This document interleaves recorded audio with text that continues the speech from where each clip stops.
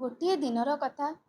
ଦିନେ ମୋହିନୀ ଆସି ମଦନକୁ କହୁଛି, ମଦନା, ମୋର ଅଫିସ୍ ତରଫରୁ କୋଲକାତାରେ ଗୋଟେ ସେମିନାର ଆଉ ମିଟିଂ ହେଉଛି। ମୋତେ ଯାହା ବି ହେଲେ ସେ ସେମିନାରକୁ ଆଟେଣ୍ଡ କରିବାକୁ ପଡ଼ିବ। ଆଉ ସେମିନାରକୁ ଆଟେଣ୍ଡ କଲେ ମୋତେ ଲାଗୁଛି ମୋତେ ବହୁତ ନଲେଜ ମିଳିବ। ତା ସହିତ ବୋଧେ ଆମର ପ୍ରମୋସନ୍ ହେଇଯିବ। ଆଉ ମୁଁ କାଲି ରାତିର ହିଁ ଫ୍ଲାଇଟ୍। ଠିକ୍ ଅଛି, ତମେ ଚାଲିଯିବ। କିନ୍ତୁ ମଦନା, ମା ତ ଏକଥା ଜମା ରାଜି ହେବେନି। ତମେ କେମିତି କରିକି ମାଆଙ୍କୁ ଟିକେ ବୁଝେଇଦବ କି ମୋତେ 3 ଦିନ ପାଇଁ କୋଲକାତା ଯିବାକୁ ପଡ଼ିବ।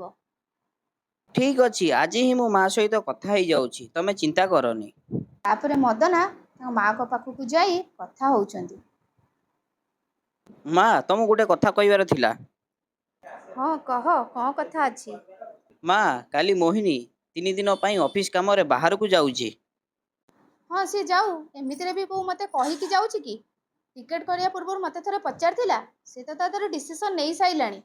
ସେ ଗଲେ କେତେ ନ ଗଲେ କେତେ, ମୋତେ ତାର କାମରେ କୌଣସି ମତଲବ ନାହିଁ। ତୁ କହିଦେ ସେ ଯାଉ ଭାରି। ରାତି ବହୁତ ହେଇଗଲାଣି, ଯା ଶୋଇପଡ଼ିବୁ। ତାପରେ ମଦନା ସେଠୁ ଫେରି ଆସିଲା।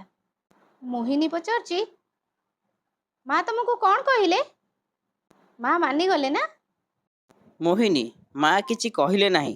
ତମେ ମୁମ୍ବାଇ ଯାଅ, ମୁଁ ମାକୁ ବୁଝାଇ ଦେବି। ଏମିତି ଶାଶୁ ବୋହୂଙ୍କ ଝଗଡ଼ାଝାଟି ମଧ୍ୟରେ କିଛି ଦିନ ଚାଲିଗଲା। ହଠାତ୍ ସାବିତ୍ରୀ ଦେବୀଙ୍କ ଦେହ ଖରାପ ହେଇଗଲା। ତାଙ୍କୁ ନିମୋନିଆ ହୋଇଯାଇଥିଲା। ଡକ୍ଟର ଆସି କହିଲେ ତାଙ୍କୁ ପ୍ରପର ଯତ୍ନର ଆବଶ୍ୟକତା ଅଛି, ଯିଏକି ତାଙ୍କୁ କଣ୍ଟିନ୍ୟୁଅସଲି ଦେଖାଶୁଣା କରିପାରିବ। ମୋହିନୀ ସବୁ ଝଗଡ଼ାଝାଟି ଭୁଲିକି ଭାବିଲା, ମୁଁ ମୋ ଶାଶୁ ମାଙ୍କର ସେବା କରିବି। ସେଥିପାଇଁ ସେ ଅଫିସରୁ ଛୁଟି ମଧ୍ୟ ନେଇଗଲା, ଯେମିତିକି ତାଙ୍କ ଶାଶୁ ମାଙ୍କର ଯତ୍ନରେ ଅବହେଳା ନ ହୁଏ। ସେ ଅଫିସରୁ ଛୁଟି ନେଇଛି ବୋଲି ମଦନାକୁ ଜଣେଇଲା ଏବଂ ଭାବିଲା, ୟା ପରଠୁ ମୁଁ ମୋ ଶାଶୁ ମାଙ୍କର ଭଲ ଭାବରେ ଯତ୍ନ ନେବି।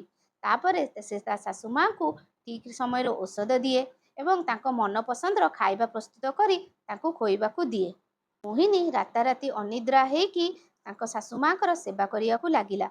ତାଙ୍କ ଶାଶୁ ମା ବି ଧୀରେ ଧୀରେ ସୁସ୍ଥ ହେବାକୁ ଲାଗିଲେ। ସାବିତ୍ରୀ ଦେବୀ, ଯିଏକି ଆଗରୁ ମୋହିନୀକୁ ଜମା ପସନ୍ଦ କରୁନଥିଲେ, ବହୁତ ଶକ୍ତ ଥିଲେ, ଏବେ ତାଙ୍କ ହୃଦୟ ଧୀରେ ଧୀରେ ତରଳିବାକୁ ଲାଗିଲା। ମୋହିନୀର ସେବା ଶୁଶ୍ରୂଷାରେ ସେ ଏତେ ଶୀଘ୍ର ଭଲ ହେବାକୁ ଲାଗିଲେ ଯେ ମୋହିନୀ ପ୍ରତି ତାଙ୍କର ଭଲ ପାଇବା ବହୁତ ବଢ଼ିଗଲା।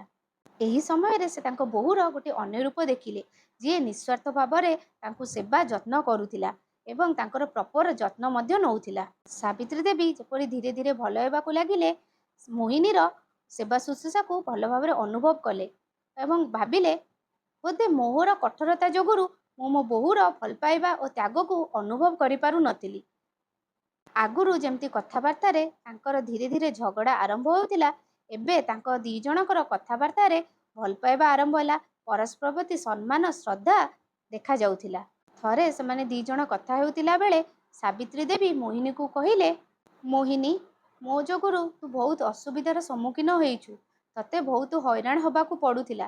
ହବ ଯଦି ମୋତେ କ୍ଷମା କରିଦେ ଝିଅ। ମୋତେ ମୋ ଭୁଲର ଅନୁତାପ ହେଇସାରିଲାଣି। ତୁ ମୋ ପରିବାର ପାଇଁ ଆଉ ମୋ ପାଇଁ କେତେ କ'ଣ ନ କରିଛୁ, ମୁଁ ସେଇଟା ବୁଝିପାରୁନଥିଲି। ଆଉ ମୁଁ ତୋ ସହିତ ସବୁବେଳେ କଠୋର କଥାବାର୍ତ୍ତା କରୁଥିଲି। ମୋତେ କ୍ଷମା କରିଦେ ଝିଅ, ମୋତେ କ୍ଷମା କରିଦେ। ମା, ଆପଣଙ୍କୁ କ୍ଷମା ମାଗିବା କିଛି ଦରକାର ନାହିଁ। ମୁଁ ତ ସବୁବେଳେ ପରିବାର ଓ ମୋ ଚାକିରି ଭିତରେ ସବୁବେଳେ ବାଲାନ୍ସ ବନେଇବାକୁ ଚାହୁଁଥିଲି। ମୁଁ ଚାହୁଁଥିଲି ମୋ ଚାକିରି ଦ୍ୱାରା ଯେଉଁ ଅର୍ଥ ଆସେ ସେଥିରେ ଘରର କିଛି ସାହାଯ୍ୟ ହେଇଯାଉ ଏବଂ ମୁଁ ଆପଣମାନଙ୍କୁ ଖୁସିରେ ଦେଖିବାକୁ ଚାହୁଁଥିଲି। ମୁଁ ତ ଆପଣମାନଙ୍କୁ ସବୁବେଳେ ନିଜର ଭାବେ। ମୁଁ ସବୁବେଳେ ଆପଣଙ୍କୁ ମୋ ମା ଭଳି ଭାବିକି ସମ୍ମାନ ଦିଏ। ଯଦି ମୋ ଦ୍ୱାରା କିଛି ଭୁଲ ହେଇଯାଇଥିବ, ତାହେଲେ ମୋତେ କ୍ଷମା କରିଦିଅନ୍ତୁ ମା। ମୁଁ ଆପଣଙ୍କ ଝିଅ ଭଳି ଅଟେ। ଚାଲନ୍ତୁ, ଆମେ ସବୁ ପଛ କଥାକୁ ଭୁଲିକି ଏବେ ଗୋଟେ ନୂଆ ଆରମ୍ଭ କରିବା ଏବଂ ହସ ଖୁସିରେ ରହିବା। ମୋହିନୀର କଥା ଶୁଣି ସାବିତ୍ରୀ ଦେବୀ ତା କଥାରେ ସହମତ ହେଲେ ଏବଂ ଭାବିଲେ, ଆମେ ଦୁଇ ଜଣଙ୍କର ଚିନ୍ତାଧାରା ଅଲଗା ହେଇପାରେ, କିନ୍ତୁ ଆମ ଦୁଇ ଜଣଙ୍କର ପରିବାର ପ୍ରତି ଭଲ ପାଇବା ଏବଂ ସ୍ନେହ ଗୋଟିଏ ଅଟେ। ସେଇ ଦିନଠାରୁ ତାଙ୍କ ପରିବାରରେ ଗୋଟିଏ ନୂଆ ଆରମ୍ଭ ହେଲା। ସାବିତ୍ରୀ ଦେବୀ ଏବଂ ମୋହିନୀ ସାଙ୍ଗ ଭଳି ରହିଲେ, ଏକାଠି ଖିଆପିଆ କରୁଥିଲେ, ଏକାଠି କଥାବାର୍ତ୍ତା ହେଉଥିଲେ। ଯେଉଁ ଦୁଇ ଜଣ ଆଗେ ଟିକେ ଟିକେ କଥାରେ ଝଗଡ଼ା କରୁଥିଲେ, ଏବେ ସେମାନେ ପରସ୍ପର ପ୍ରତି ସବୁ କଥା ସେୟାର କରିବାକୁ ଲାଗିଲେ। ଶାଶୁ ବୋହୂ ଭଳି ନୁହେଁ ଏବଂ ମା ଝିଅ ଭଳି ରହିବାକୁ ଆରମ୍ଭ କରିଦେଲେ। ଏହି ଦୁଇ ଜଣଙ୍କର ପରସ୍ପର ପ୍ରତି ସମ୍ମାନ, ଭଲ ପାଇବା ଦେଖିକି ମଦନା ଖୁସି ହୋଇଗଲା ଏବଂ ଭାବିଲା, ଯାହା ହଉ, ଆଗକୁ ଆଉ ଝଗଡ଼ା ହେବନି, ଆଉ ମୋତେ ମଧ୍ୟ ଦି ଜଣଙ୍କ ଭିତରେ କଥାବାର୍ତ୍ତାର ସମନ୍ୱୟ ରକ୍ଷା କରିବାକୁ ପଡ଼ିବନି। ତାଙ୍କ ପରିବାର ଭିତରେ ଏବେ ସବୁବେଳେ ଶାଶୁ ବୋହୂଙ୍କ ଭିତରେ ଆଉ ଝଗଡ଼ା ନ ହୋଇ ସମସ୍ତେ ଏକାଠି ବସି ଖାଇବା ପିଇବା ମନ ଖୁସିରେ ସମସ୍ତେ କଥାବାର୍ତ୍ତାକୁ ସେୟାର କରି ଆନନ୍ଦରେ ରହିବାକୁ ଲାଗିଲେ। ତାଙ୍କ ପରିବାର ଗୋଟେ ସମାଜ ପ୍ରତି ଉଦାହରଣ ହୋଇଗଲା।